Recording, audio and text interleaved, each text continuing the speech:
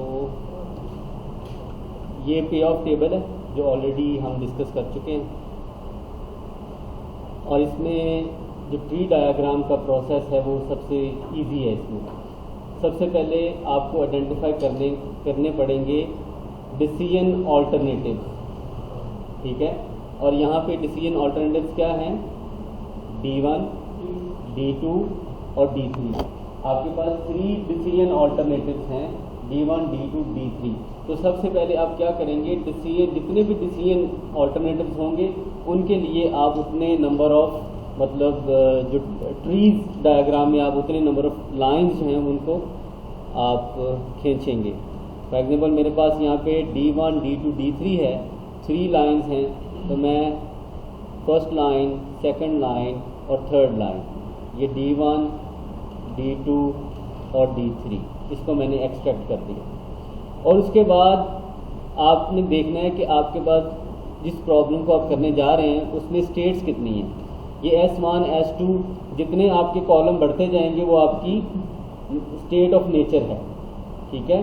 State of nature में यहाँ पे S1 और S2 दो आपके पास स्टेट ऑफ नेचर हैं, तो क्या होगा कि हर D1, D2, D3 के ऊपर ये स्टेट ऑफ नेचर अप्लाई हो जाएंगी जितनी भी होंगी। तो हम अगेन अपनी डायग्राम में आते हैं और देखें कि D1 में हमारे पास 2 स्टेट्स ऑफ नेचर होनी चाहिए, S1, S2। 3 भी हो सकती हैं, अगर आपके पास S3 वहाँ पे गिवन होता तो 3 हो जानी चाहिए, ठीक है। और इसी तरह आपके पास ये S1, S2, S1, S2। तो ये है प्रोसेस है ट्री डायग्राम का। अब बारी आती है कि इनको वैल्यूज़ जो असाइन करनी है। ये मैंने डॉट्स लगाए हैं, ये इधर, मैं इसको ज़रा कलर थोड़ा सा चेंज कर देता हूँ ताकि आपको इसका थोड़ा सा, ये ऑरेंज कलर है। अब ऑरेंज कलर पे हमने वैल्यूज़ लिखनी है, तो आपने क्या करना है, सबसे पहले D1 को देखना है, ठीक है। और D1 के सामने जो भी वैल्यूज़ आ रही हैं वो आपने करस्पॉन्डिंगली उनको लिख लेना है। अब D1 के सामने 8 और 7 आ रहा है, ठीक है।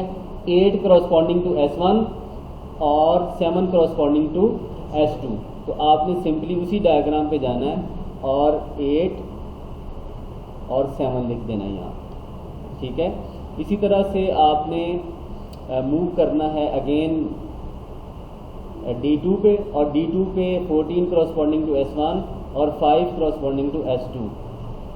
तो आप उसी डायग्राम पे हैं, 14 और 5 को यहाँ पे मेंशन कर दें, ये 14 और ये 5। और इसी तरह से आप अगेन उसी डायग्राम पे आए, सॉरी जो टेबल पे आए, जो पे ऑफ टेबल है, D3 20 और -9, ये 20 और ये -9।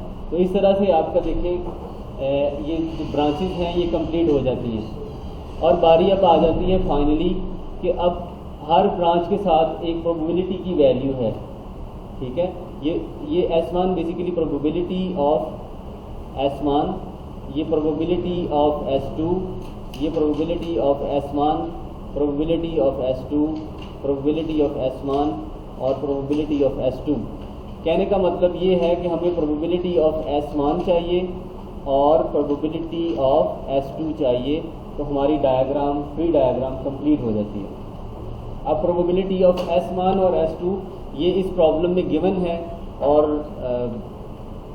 यहाँ पे आगे चल के इन्होंने इसको एक्सप्लेन किया। और उमूमी तौर पे आपको जो प्रॉब्लम आएंगे एग्जाम में, तो उनमें भी, और या जो एक्सरसाइज प्रॉब्लम होंगी उनमें भी ये चीज़ गिवन होगी, probability of S1 and S2। यहाँ पे इन्होंने इसको मेंशन किया है, मैं आपको बता देता हूँ। ये देखें, प्रोबेबिलिटी ऑफ S1 इज़ 80% और प्रोबेबिलिटी ऑफ S2 इज़ 20%। तो अब सिंपली यहाँ पे S1 80% और प्रोबेबिलिटी ऑफ S2 ये 20% है, ठीक है। अब इसको आप यहाँ पे आप लिख सकते हैं 80% और 20%, 80% और 20%, यानी इक्वल के बाद आप इन चीज़ों को लिख लेते हैं, 80% और 20%, और सिमिलर बाकी के लिए। अब आपने एक्सपेक्टेड वैल्यू कैलकुलेट करनी है सबसे पहले D1 के लिए। ये D1 है इसको मैं ग्रीन कलर,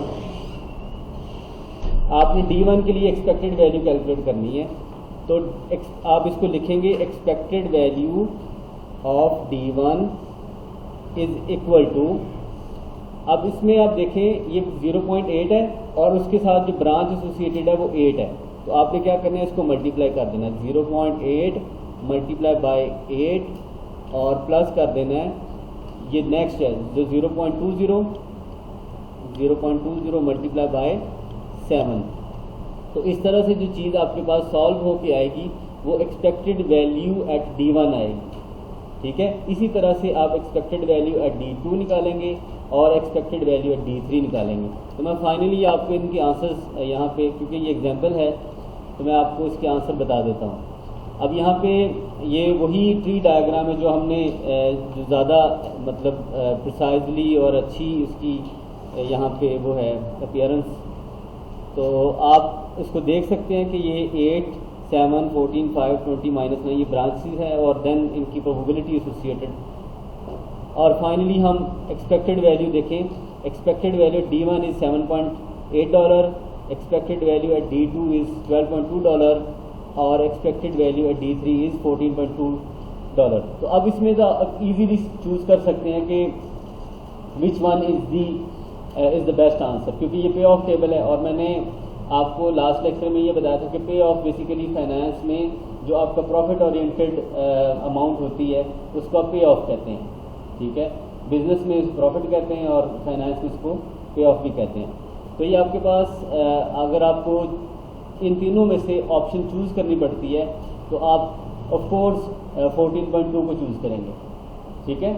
तो ये आपका डिसीजन है based upon the expected value. इसी तरह से अगर ये जो इन्फॉर्मेशन है इसे हम कहते हैं expected value of perfect information, sorry expected value without perfect information. ये जो मैंने एक्सप्लेनेशन बताई है आपको, ये एक्सपेक्टेड वैल्यू है विदाउट परफेक्ट इन्फॉर्मेशन, ठीक है।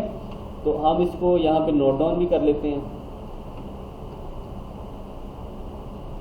इसको अगर मैंने मूव करना हो तो ये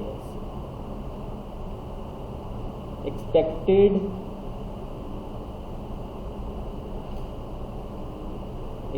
वैल्यू विदाउट परफेक्ट इंफॉर्मेशन।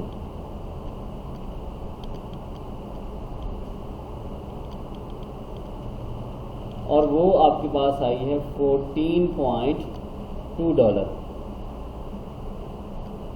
अब आइडिया यहाँ पे ये आता है कि अगर ये एक्सपेक्टेड वैल्यू आपकी विदाउट परफेक्ट इंफॉर्मेशन है तो what is the expected value with perfect information. तो विद परफेक्ट इंफॉर्मेशन में क्या होता है कि आपके पास दो ऑप्शंस हैं। यहाँ हमारे पास जो S1 है वो रिलेटेड है स्ट्रॉन्ग डिमांड के साथ, strong demand of housing project, और इसी तरह से S2 एसोसिएटेड है वीक डिमांड। S1 एसोसिएटेड है स्ट्रॉन्ग डिमांड के साथ और S2 एसोसिएटेड है वीक डिमांड के साथ। यानी ये बेसिकली D1, D2, D3 ये हाउसिंग प्रोजेक्ट है और इसमें D1 स्मॉल हाउसेज हैं, D2 मीडियम हाउसेज हैं और D3 लार्ज हाउसेज हैं। तो ये 3 डिसीजन ऑल्टरनेटिव्स हैं और इनमें S1 is representing the strong demand and S2 is representing the weak demand. अब अगर यहाँ पे दो ही पॉसिबिलिटीज हैं, या तो स्ट्रॉन्ग डिमांड हो सकती है या वीक डिमांड हो सकती है, तो हम ऐसे इसको लिखेंगे द डिमांड इज स्ट्रॉन्ग और वीक, ठीक है। अगर तो डिमांड स्ट्रॉन्ग है तो इन दैट केस हमें एक्सपेक्टेड वैल्यू चाहिए होगी इसकी। फॉर एग्जांपल हमें एक्सपेक्टेड वैल्यू चाहिए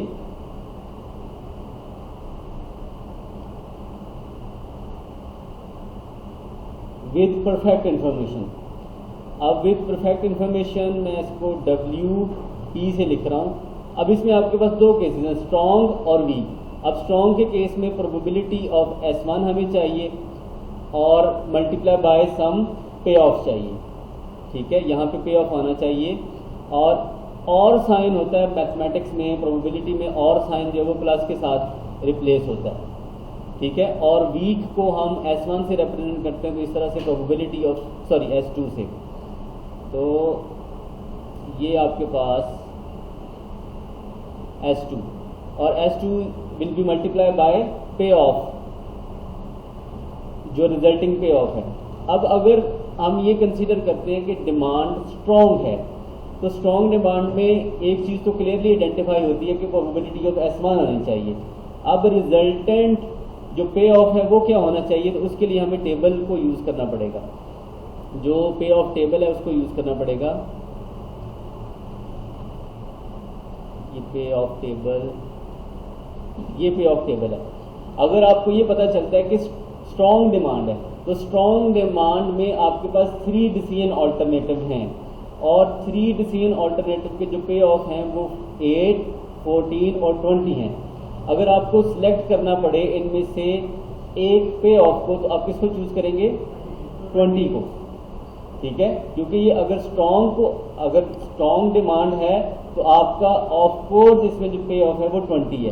तो अब सिंपली जो पे ऑफ यहाँ पे आपको लिखना पड़ेगा वो 20 लिखना पड़ेगा, ठीक है। इसी तरह से पे ऑफ अगर डिमांड आपकी वीक है तो अगेन आप उसी टेबल पे जाएं और देखें 7, 5 और -9 में हाईएस्ट पे ऑफ क्या है।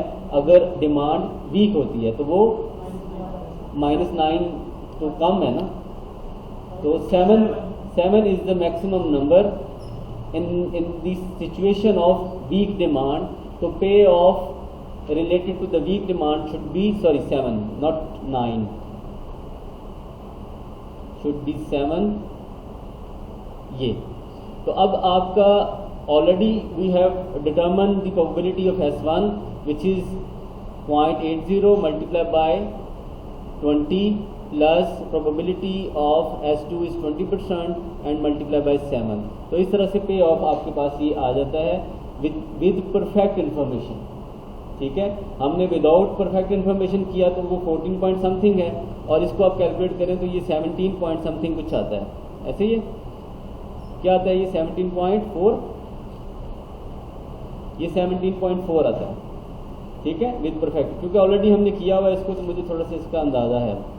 अच्छा, अब इसमें एक्सपेक्टेड वैल्यू जो फाइनली जो चीज़ हम इसमें से कंक्लूड कर रहे हैं वो ये एक फार्मूला है, वो जो अभी मैं आपको दिखा देता हूँ इसमें।